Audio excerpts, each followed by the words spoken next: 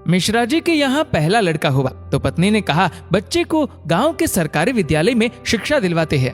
मैं सोच रही हूँ कि सरकारी विद्यालय में शिक्षा देकर उसे अच्छा नागरिक बनाऊंगी। मिश्रा जी ने पत्नी से कहा, अच्छा नागरिक बनाकर इसे भूखा मारना है क्या? मैं इसे बड़ा अफसर बनाऊंगा ताकि जिंदगी में कामयाब बने।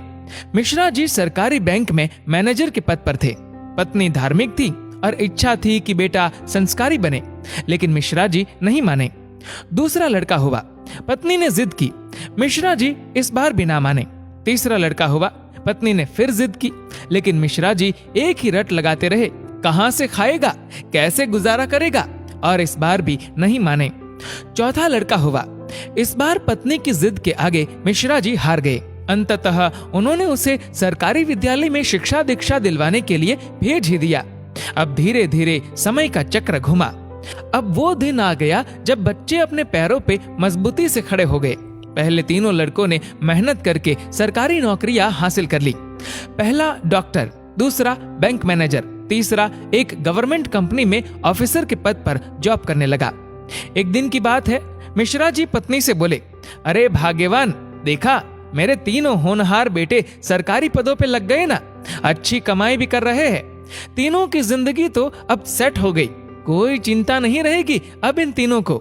लेकिन अफसोस, मेरा सबसे छोटा बेटा संस्कारी बनकर पास ही के विद्यालय में नौकरी कर गांव में ही खेती को संभाल रहा है।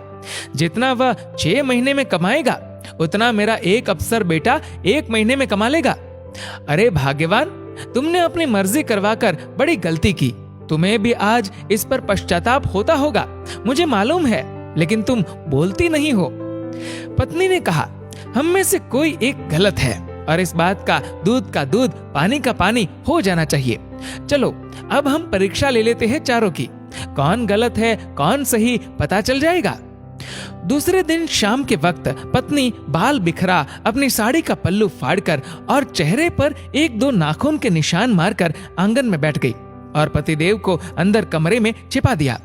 बड़ा बेटा आया, पूछा, मम्मी क्या हुआ?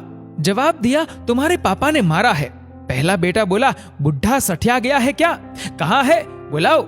मम्मी ने कहा, वो घर पर नहीं है, बाहर गए हैं। पहला बेटा बोला, आए तो मुझे बुला लेना, मैं कमरे में हूँ, मेरा खाना निकाल दो, मुझे भूख लगी है। ये कहकर कमरे में चला गया। दूसरा बेटा आया, पूछा तो मम्मी ने वही जवाब दिया। दूसरा बेटा बोला, क्या पगला गए हैं इस बुढ़ापे में? उनसे कहना चुपचाप अपनी बची कुची जिंदगी गुजार ले। आए तो मुझे बुला लेना, और मैं खाना खाकर आया हूँ, सोना है मुझे। अगर आए तो मुझे अभी मत जगाना, सुबह खबर लेता हूँ उनकी। ये कहकर वो भी अपने कमरे में चला गया। तीसरा बेटा आया। वजह पता चलते ही वो तो आग बबूला हो गया। इस बुढ़ापे में अपनी औलादों के हाथ से जूते खाने वाले काम कर रहे हैं। इस बेटे ने तो मर्यादा की सारी हदें पार कर दी। ये कहकर अपने कमरे में चला गया। मिश्रा जी अंदर बैठे बैठे सारी बातें सुन रहे थे। ऐसा लग रहा था कि जैसे उनके पैरों के नीचे से जमीन खिसक गई हो और उनके आंसू नहीं रुक रहे थे। किस तरह इन बच्चों के लिए दिन रात मेहनत करके इन्हें पाला पोसा, बड़ा आदमी बनाया, जिनकी तमाम गलतियों को मैंने नजरअंदाज करके आगे बढ़ाया, और ये ऐसा बर्ताव अब तो बर्दाश्त ही नहीं हो रहा। इतने में चौथा बेटा घर में ओम ओम ओम करते हुए अंदर आया। माँ को इस हाल में देखा तो भागते हुए आया। पूछा तो माँ ने अब गंदे गंदे शब्दों में अपने पति को बुरा भला कहा। तो चौथे बेटे ने माँ का हाथ पकड़कर समझाया कि माँ, आप पिताश्री की अर्धांगिनी हो, वो आपके बिना अधूरे है। अगर पिताजी ने आपको कुछ कह दिया तो क्या हुआ?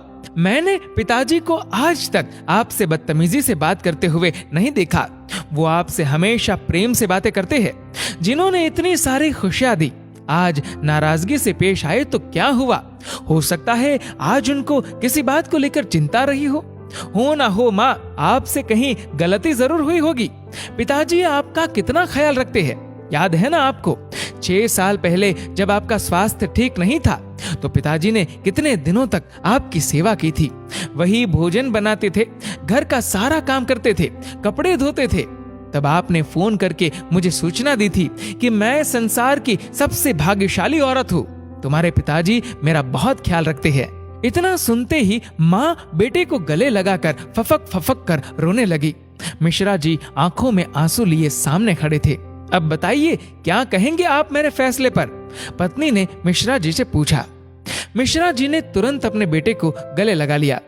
मिश्रा जी की धर्म पत्नी ने कहा, यह शिक्षा इंग्लिश मीडियम स्कूलों में नहीं दी जाती। ये शिक्षा तो परिवार के व्यवहार व संस्कारों से मिलती है। अब मिश्रा जी को एहसास हुआ, जिन बच्चों पर लाखों खर्च करके डिग्रियां दिलाई, वे सब तो नकली निकले। जीवन का अंतिम समय कैसे व्यतीत होगा, इसका फैसला आपका धन नहीं, बल्कि आपके द्वारा किए गए व्यवहार और दिए हुए संस्कार तय करेंगे।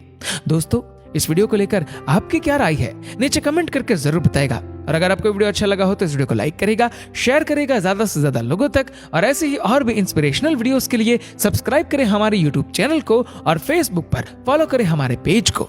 धन्यवाद।